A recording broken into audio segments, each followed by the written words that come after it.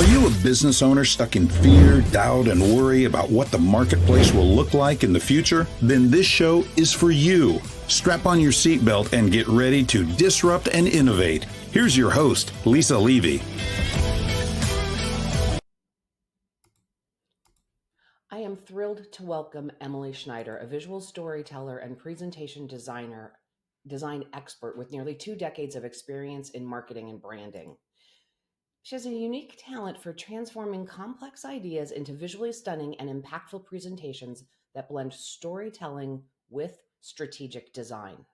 From humble beginnings designing a Sweet 16 invitation to building a thriving career helping businesses amplify their messages, Emily knows how to craft narratives that resonate and leave lasting impressions. Her passion lies in empowering clients to confidentially deliver their messages through thoughtfully designed, audience-focused visuals. Whether you're a business leader, entrepreneur, or creative professional, this conversation will leave you inspired to rethink the way you tell your story. Emily, welcome to the conversation. Oh, thanks for having me, Lisa. And thanks for that awesome introduction. Can't help but smile. Oh, you're so very welcome. And I love to do a little bit of a read-in, but it's really most impactful to the audience if you share with us a little bit about your journey and how you got to what you're doing today and why it's so important. Yeah. Well, you said it started with this Sweet 16 invitation. I think it actually started younger, but that's like one of the most pivotal memories I have. But Yeah. it was creating something from nothing, and then the way that people responded. And to be honest, it was their smiles on their face. Now as an adult, I realize I'm such an emotional and empathetic, curious person. And so when I was able to design this invitation and the way my parents responded, or the fact that all these people showed up to my party and they were so happy to be there, it meant so much to me. And just, I remember those feelings. I remember doing it. I remember the paper, right? Like all these visceral memories are just such a core part of who I am. And so I realized that there was something there, that I had this ability to create something with my hands, use my brain in a different way. And what I've learned is it's actually how I see the world. I break down complex information. I break down when I look out a skyline, whether it's just driving down the street or I'm on this like epic vacation, right, at the edge of a beach. Like I see shapes, I see color. I just get the idea of how things work together is what keeps me fueled. My professional career started, I worked for a small agency after college in Chicago. It was specifically shopper marketing, which is below the line. But what shopper marketing is all about is really understanding consumer behavior and how and why we make decisions at point of purchase, and then designing campaigns and marketing programs that helped people buy the product I was working on. It was awesome. I loved the creative culture. I loved all the foundation that I learned. I worked at a couple agencies. Where I struggled and why I pivoted was working for a marketing agency and then building a campaign for a client. You're not actually engaged with the end user. You don't get to see or understand how and what they're feeling and doing it. There's a lot of parts along the way, and it's a great process. But for me, I needed that emotional connection. And when I started actually freelancing and designing presentations for a couple of small entrepreneurs who were just getting started with their pitch stories, really, it was so fun to get on those calls and share what I have done and their excitement and their ability to like, oh, I could explain this better. Oh my God, you just made this presentation so much easier. And again, my goal is to help people shine bright. And I have realized that my zone of genius of just using a platform that people usually aren't that comfortable in, but that is so critical to business success and just stories in general, and connections, that if I can bring somebody else's story to life and help them shine a little brighter or create more confidence or make it easier for them to have the right conversations, it's a win-win for everybody. So my agency life created this amazing foundation. It got me super curious. It helped me understand how people respond, how we listen, how we work, what we need to hear, what keeps us engaged. And then when I was able to pivot and really focus on presentations as the medium to then work with the business, the person who this is so important to them, it's been super magical. And so that's how I got here. Just a lot of questions, a lot of curiosity, and a lot of like, how can I help? How can I help? And And now I've realized that And it's fun to be an expert. it's a really impactful place to play, because as entrepreneurs and really business leaders at any level of their career, when you're actually, call it like director or above in corporate, or you're in that entrepreneurial journey, what is the number one medium we use to communicate? And it really is some form of a presentation. And everybody has a love-hate relationship, whatever platform you're using, right? PowerPoint, let's just use it as the one, right? It is the original, the gangsta original presentation deck. But I run a consulting firm, right? And 80% of my output is represented in some way, shape, or form in a presentation. Mhm. And I come from a mindset of being very logic driven, very process centric, and left brain oriented, right? And that right side, right brain is like, it's there. I know that there are elements, but when you do and work with somebody like yourself, you take all this data and create, and here's the cliche, a picture paints 1,000 words. I can talk until the cows come home, but if we have one right visual, it changes everything. Yep. Can you share with me a story about an impact that you've had with a client where you've heard them, right? That if it's an entrepreneur getting that first pitch deck, something where it's the story where you started with them, but you actually got into that point where you had that output and the results so that your emotional connection was fulfilled. And will you share a story? Yeah, totally. But before I get into that, when you say pictures worth 1,000 words, I just have to. That's amazing. Again, I'm a kind of a data geek too. I think that's why I love PowerPoint. But we're 65% more likely to retain information when it's visually designed. And I loved how you were talking about how you're left brained. I'm actually more right brained with a little bit of left brain. But we all process and digest information so differently. And we're now in this attention seeking economy where we're stimulated all the time in different ways. And so having a story and the right visual story to support your pitch, to support your conversation, is so critical because you're not relying on one way to connect to your audience or to who that person is that you're trying to sell. I have a lot of stories. I mean, one of my first ones was just like the guys who kind of helped me leave the agency world. They're data scientists. They were building a platform using GPS geolocation technology, and they had all this really high insightful information that they needed to convey, but they're talking to people who don't get it and who, and in the end, like, we're all doing our own businesses. Like, we can't be experts in everything. And so they had this great platform and this great tool and this great way to help marketers better understand their audience, but they didn't know how to talk about it. And so I came in and to your point, it was visuals. It was articulating their data facts so that they stood out. It was creating pages and slides so that they could talk about like-minded information in the same way. And their conversations led them to clients. It led them to success. And they were these guys who, because again, they were very honest, were like, they didn't get what I was doing. They geeked out about it from the minute I showed them the first iteration to the minute, to every time they closed that deal. And it was so fun to be part of that process with them and to iterate with them. That's what I also love about using presentations and PowerPoint specifically. It's an iteration tool. You do it once and you're like, okay, I can do it better. I can refine it. Let's get in there and let's change that up. But when you can create a visual story that aligns to what you're presenting or what you're talking about, you engage your audience, you create this attention, but you also guide them along exactly how you want them to do. A picture's worth 1,000 words. I mean, some of the most beautiful stories are picture books, right? And so, and as a child, right? Like all these fables and these tales that we continue on are all based on picture stories that we share with our kids. And so there's so much power in a well-crafted presentation. And when I can partner with my clients, I save them time, I save them energy, and I give them the ability to really focus on the things that are important in that conversation. And it's interesting that you chose the story of clients who are data scientists, right? We are in that left brain world, and right, getting and making that transition to visualization is uncomfortable and awkward because we can't visualize it necessarily until you show it the first Yes. time, that first iteration.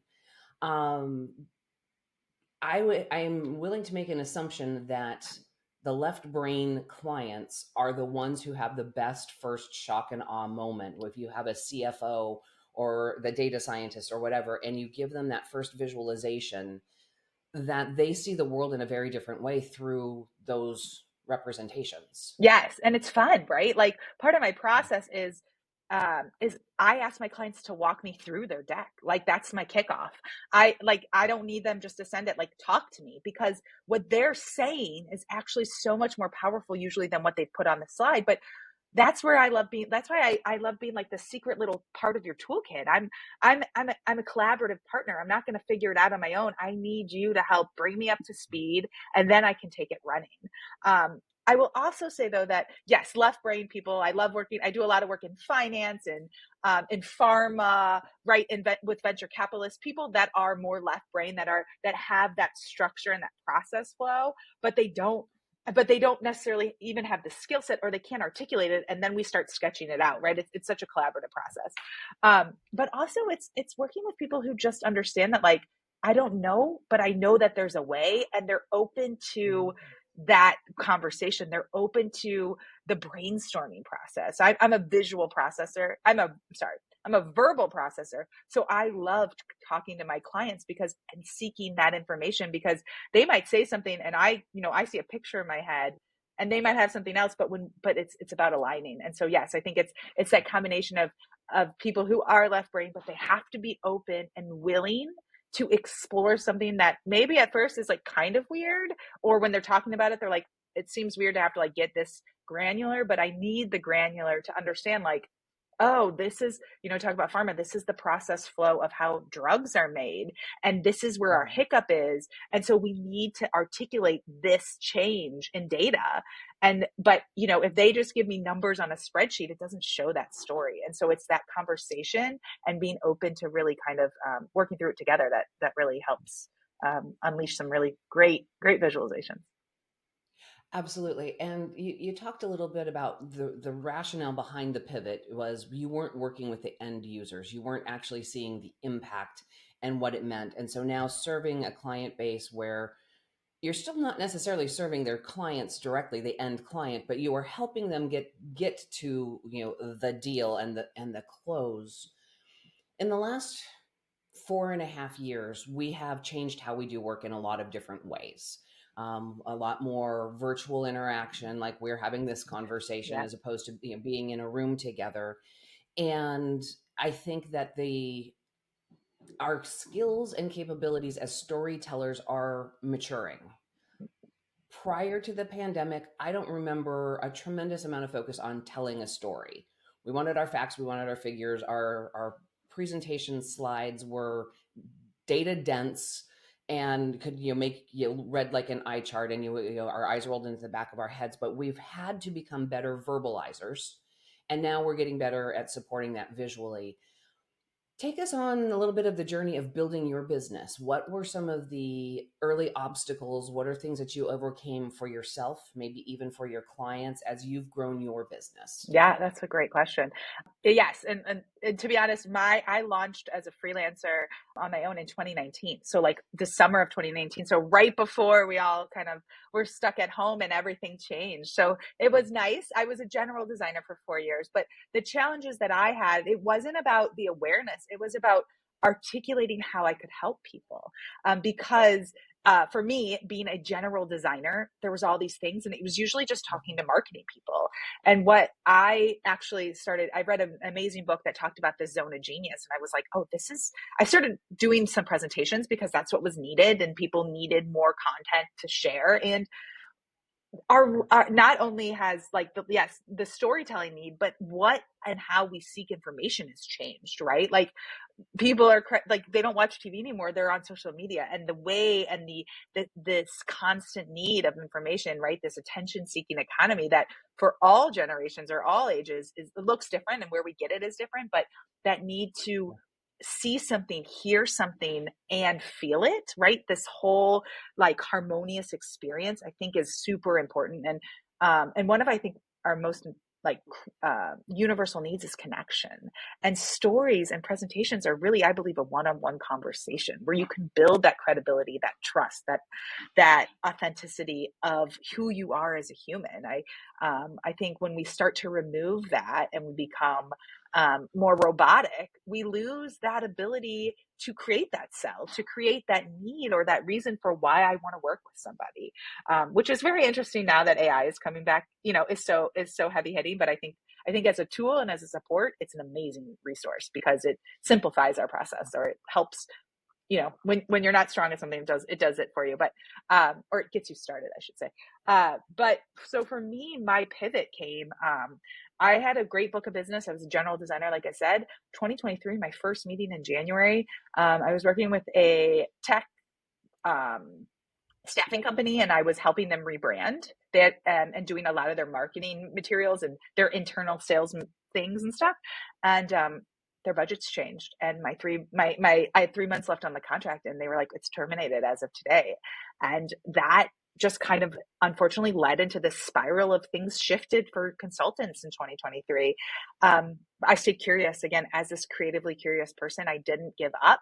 I started figuring out I needed to start telling people that I was available. I needed to do the work, because if I don't share that, how's anybody going to know, one, that I'm here, two, that I'm available, and three, that like I want to help them, because everyone's in their own world and they're focused. They were worried about their own stuff.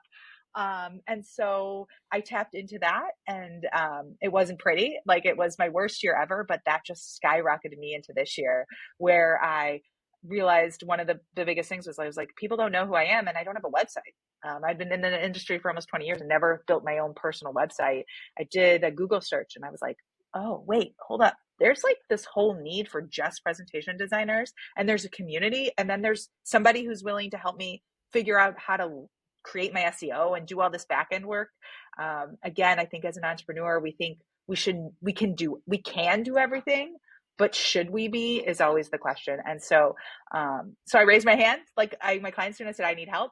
I jumped in on this community. I hired a business coach, and I've just stayed with the hustle, because I love the challenge of, and where it goes. My biggest fear, or my biggest fears, are being basic and staying still. And so I think that if I continue to do work, you're going to keep moving forward. And if I continue to create authentic connections, I'm never going to be basic. So, so I'm honing in on where my fears are to keep pushing me forward.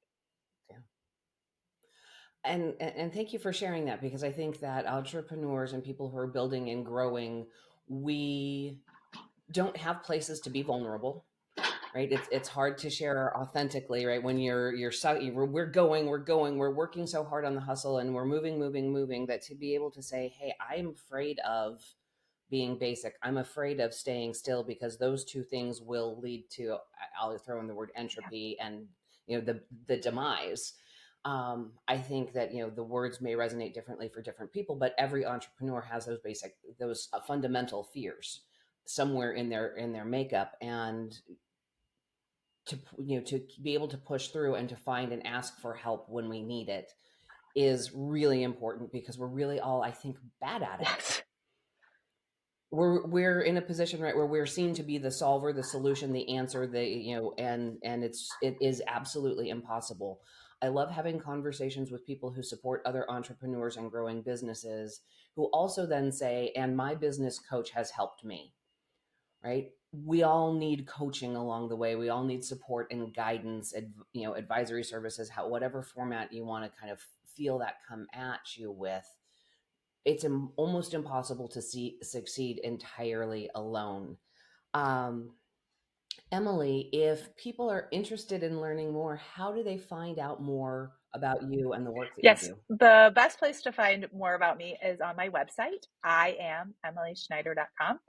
You can see my work examples. You can learn more about my history. I also have a free resources tab where you can download some of my one pager and my tips. I have a free masterclass that you can listen to as well. I'm super conscious and aware that like not every project has the time or the money to invest in somebody like me to be a partner. So I love helping people figure out how to do it smarter and better. So to your point, they learn one thing that they can leverage in their next meeting is so critical. I also am super active. I love connecting and networking on LinkedIn as well. So you can find me there. Okay, so audience, all of those links and will be in the show notes, so it's easy for you to find Emily. And in this conversation today, Emily's taken us on a journey. We've learned about the power of being curious, and how even when times get tough, if you just stay true to being authentically curious and finding that desire of how I can help, you can build and grow your business even through turbulent and rocky times. Um, Emily shared with us the idea of figuring out as an entrepreneur what we should be doing. Should we be doing our own SEO, or should we not be? Should we be creating presentations that are all just pie charts and bar charts and Excel exports? No, the answer is no. Visualization is so much better. And if you don't even understand what that could possibly mean, again, you need to go and check out Emily's website, because a picture is worth 1,000 words, and it does connect more holistically to everybody who is listening to your story and potentially supporting your future success. Audience members, you know my rules. Don't get left behind. Join me next time. That's it for today's episode of Disrupt and Innovate. Head over to iTunes and subscribe to the show.